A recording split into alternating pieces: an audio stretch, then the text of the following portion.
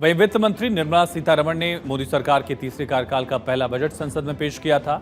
लेकिन जिन अफसरों की टीम ने बजट को तैयार किया उनमें एमपी कैडर के आईएएस अधिकारी हरि रंजन राव भी शामिल हैं। राव साल 2020 से केंद्रीय प्रतिनियुक्ति पर हैं, यानी डिप्यूटेशन पर हैं। इस समय पीएमओ में एडिशनल सेक्रेटरी हैं और इसी तरह संदिग्ध वित्तीय लेन देन पर नजर रखने वाली फाइनेंशियल इंटेलिजेंस यूनिट की कमान एमपी कैडर के ही आईएएस विवेक अग्रवाल के हाथ में है। केंद्र के टॉप 5 मंत्रालयों में शामिल सड़क परिवहन और राजमार्ग मंत्रालय के सचिव एमपी कैडर के आईएएस अनुराग जैन।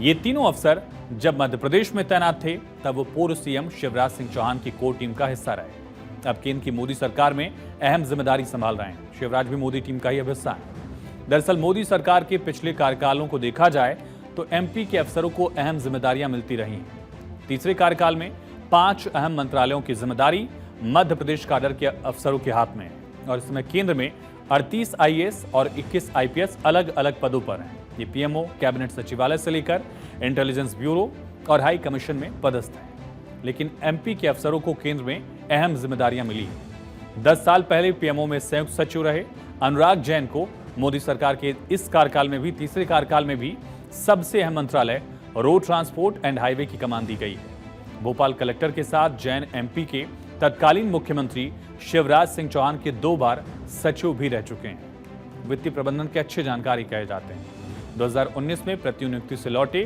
तो कमलनाथ सरकार में वित्त विभाग की जिम्मेदारी संभाली, यानी शिवराज से लेकर कमलनाथ सरकार में भी जिम्मेदारियां संभाली और अब दिल्ली में भी, केंद्र में भी उनको जिम्मेदारी दी गई है। हरि रंजन राव की बात करते हैं। पीएमओ में टेक्नोलॉजी और गवर्नेंस वर्टिकल्स देखते हैं। राव एमपी के ही पूर्व मुख्यमंत्री शिवराज सिंह चौहान के सचिव रह चुके हैं। पीएमओ का हिस्सा बनने से पहले वो टेलीकॉम मिनिस्ट्री में संयुक्त सचिव थे और केंद्र के बजट को तैयार करने में पीएमओ के 5 अफसरों की भागीदारी थी, जिसमें राव भी शामिल थे। राज्य मंत्रालय में ई फाइलिंग सिस्टम को लागू करने में इनकी बेहद अहम भूमिका मानी गई है। विवेक अग्रवाल ये भी एमपी कैडर के रहे। 1994 बैच के आईएएस अफसर हैं विवेक अग्रवाल।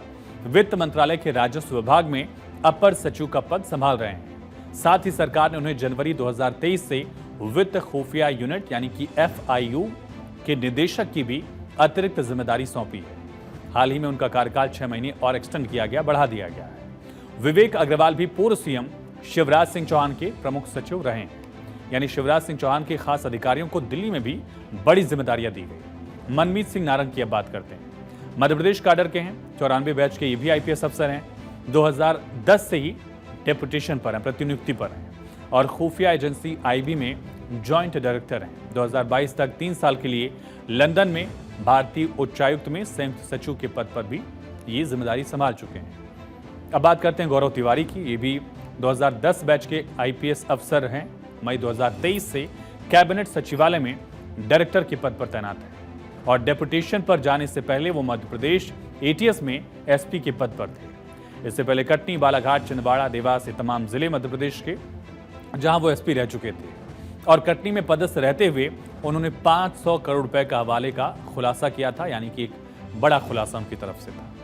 केंद्रीय कृषि मंत्री शिवराज सिंह चौहान जब मध्य प्रदेश के मुख्यमंत्री थे तब 1996 बैच के IAS फैज अहमद किदवई MP में सामाजिक न्याय समेत कई पदों पर तैनात रह चुके थे। विधानसभा चुनाव से पहले वो भी डेपुटेशन पर दिल्ली आए और अब यहाँ कृषि मंत्रालय में अतिरिक्त सचिव हैं, यानी फिर से टीम शिवराज का वो एक तरह से हिस्सा है।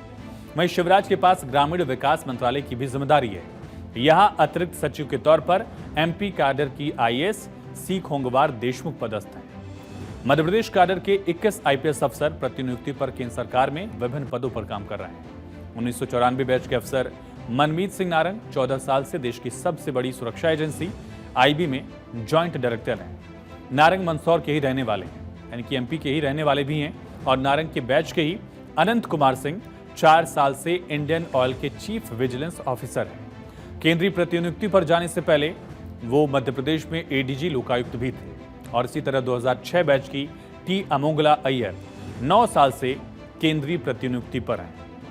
वर्तमान में अय्यर सिंगापुर में फर्स्ट सेक्रेटरी हाई कमीशन के पद पर तैनात हैं। बड़ी जिम्मेदारियां संभाल रही हैं, यानी MP कैडर के तमाम बड़े अधिकारियों को देश से लेकर अलग अलग कमीशंस में भी दरअसल जिम्मेदारियां दी गई हैं और खास करके टीम शिवराज के जो हिस्सा बड़े अधिकारी थे उनको टीम मोदी में भी बड़ी जिम्मेदारियां दी गई हैं।